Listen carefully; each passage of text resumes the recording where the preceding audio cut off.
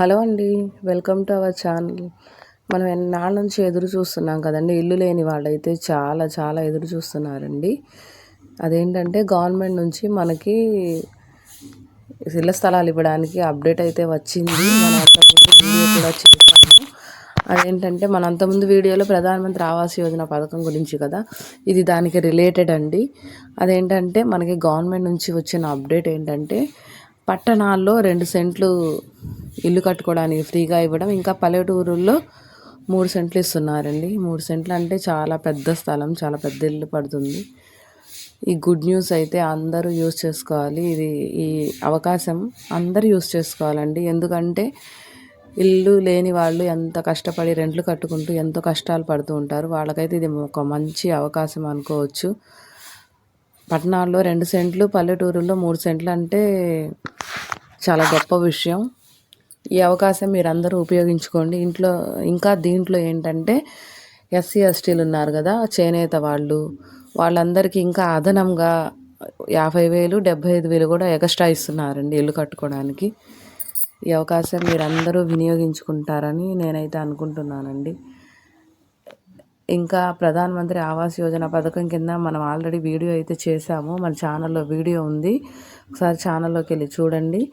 Government నుంచి మనకి 2.5 లక్షలు అయితే ఫ్రీగా ఇస్తారు సెంట్రల్ గవర్నమెంట్ నుంచి.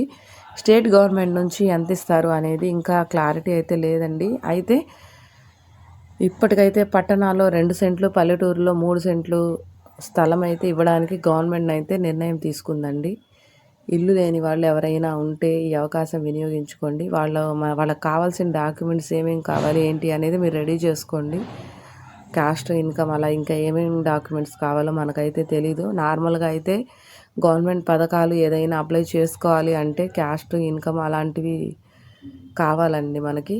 ఇంకా రేషన్ కార్డు, ఆధార్ కార్డు అలాంటివి కావాలి.